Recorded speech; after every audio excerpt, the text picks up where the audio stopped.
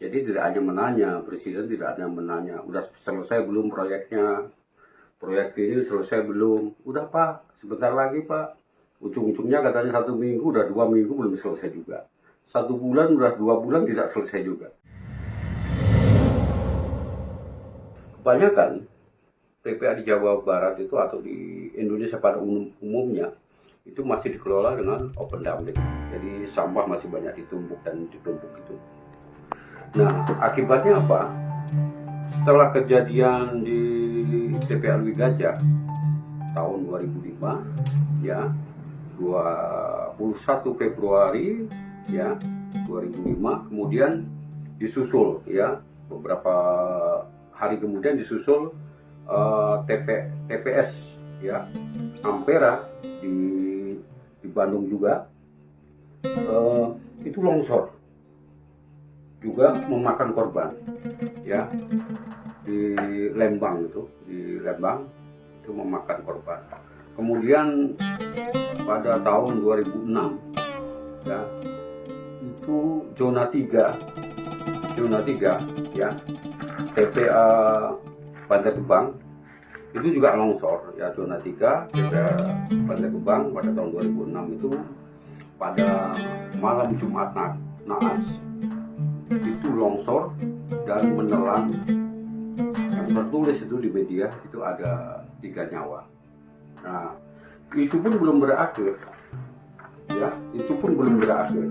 Di dalam laporan kami itu belum berakhir karena sampai tahun 2016-an itu TPA Sumur Batu itu mau beberapa kali longsor. Itu tahun 2016 itu juga longsor membunuh pasangan suami istri, ya, pasangan suami istri. Jadi memang pengelolaan sampah kita itu yang open dumping itu menimbulkan masalah serius karena sampah ditumpuk terus gitu. Nah, ini mestinya menjadi perhatian kita gitu. Jadi ini sejarah yang menurut kita itu sangat memalukan gitu. Nah, ini memang agak gelap saya tunjukkan. Ini gambar yang menunjukkan pasangan suami istri itu teruruk oleh zona 4, ya, zona 4 TPA Sumur Batu longsor. Nah, gambarnya seperti ini, memang agak gelap. Jadi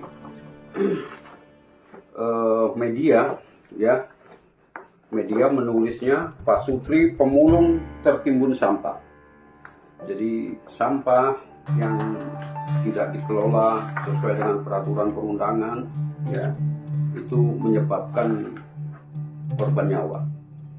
Jadi saya juga menulis satu laporan dan buku tentang longsornya TPA Lui Gajah itu saya kasih judul Sampah Membunuh Manusia. Jadi sampah kalau tidak dikelola dengan baik, ya, dengan benar, itu akan menimbulkan korban nyawa dan korban itu sia-sia, ya, korban itu sia-sia. Makanya kita harus kembali kepada undang-undang, ya, Undang-Undang Nomor 18 tahun 2008 tentang pengelolaan sampah. Jadi memang munculnya undang-undang tersebut karena setelah tragedi ini, beberapa tragedi ini, kemudian ada tekanan kuat dari berbagai pihak, ya, dari kalangan NGO, dari para aktivis lingkungan, ya, terus kemudian orang-orang yang peduli, ya, terhadap masa depan Indonesia ini, mendesak supaya disahkan RUU tentang pengelolaan sampah. Jadi waktu itu masih RUU. Nah, kemudian pada sekitar 7 April 2008 RUU disahkan menjadi Undang-Undang Nomor 18, ya, Undang-Undang Nomor 8 tahun 2008, ya. Ya, Undang-Undang Nomor 18 tahun 2008 tentang pengelolaan sampah. Nah, undang-undang ini umurnya sekarang itu sudah 15 tahun, ya. Tapi belum ada perbaikan pengelolaan sampah secara signifikan, ya. Ya, memang beberapa daerah sudah ada upaya untuk memperbaiki pengelolaan ya. Ada teknologi ya, macam-macam ya, pemanfaatan sampah untuk energi, dan ada composting, ada daur ulang plastik dan seterusnya lah gitu.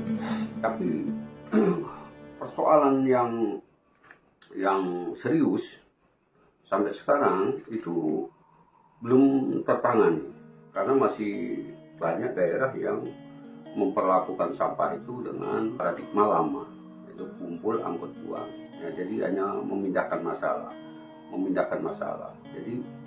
Jadi boleh kotanya bersih tapi tempat pembuangannya itu tidak terkelola dengan baik. Nah, momentum HPSN ya 2003 ini ada slogan menuntaskan ya masalah sampah untuk kesejahteraan masyarakat. Nah, ini mestinya ada kolaborasi antara pemerintah pusat dan daerah. Jadi tidak hanya pembagian tugas ya atau wewenang, bahwa pusat menyediakan kebijakan, daerah menjalankan teknis.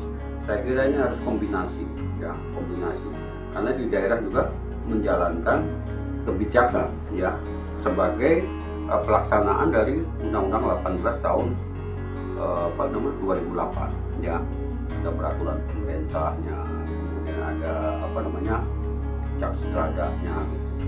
Nah, ini kan ke depan ini ada target-target untuk menangani sampah ya secara total itu paling enggak 70%, kemudian pengurangan paling enggak 30%. Jadi sekarang ini harus ada kolaborasi antara pemerintah pusat dan daerah. Jadi tidak hanya mengatakan bahwa pusat menyediakan kebijakan, daerah pelaksananya secara teknis. Ini akan bermasalah karena untuk daerah-daerah yang daerah-daerah yang APBD-nya kecil akan kesulitan. Kecuali DKI Jakarta itu APBD-nya besar, itu nggak masalah. Cuma sekarang juga tidak bisa hanya melakukan uji coba teknologi tanpa mempunyai kemampuan ya. Teknologi itu tidak ada garansi mampu untuk mengurangi sampah paling tidak 80-90% ya, 80-90%. Nah, ini yang paling pokok di dalam Undang-Undang 18 itu. Peran masyarakat begitu kecil dan sempit ya. Hanya dari sekian 49 pasal yang ada itu hanya satu pasal yang mengatur tentang partisipasi masyarakat. Padahal pengelolaan sampah itu sebaiknya memang dari sumber dan melibatkan masyarakat dengan multi teknologi. Jadi tidak hanya fokus masalah RDF saja, tidak fokus hanya satu teknologi saja, tapi semua teknologi harus dimanfaatkan. Jadi jangan berpikir hanya teknologi yang anggaran proyeknya besar itu ditangani, yang kecil-kecil tidak ditangani. Nah, itu yang kecil-kecil diserahkan yang kecil-kecil, yang menengah diserahkan sektor yang menengah. Jadi yang besar juga ditangani oleh ya, pemerintah sama swasta. Jadi semua entitas ya, pemerintah, swasta, masyarakat itu harus bergerak ya, mengikuti prinsip hierarki pengelolaan sampah yang benar. Jadi memang harus ada pengurangan dari sumber, pengolahan. Nah, itu harus konkret. Tidak cukup hanya diseminarkan, didiskusikan, di-workshopkan. Jadi memang urusan sampah ini yang menjadi pelik itu adalah pada tingkat lapangan.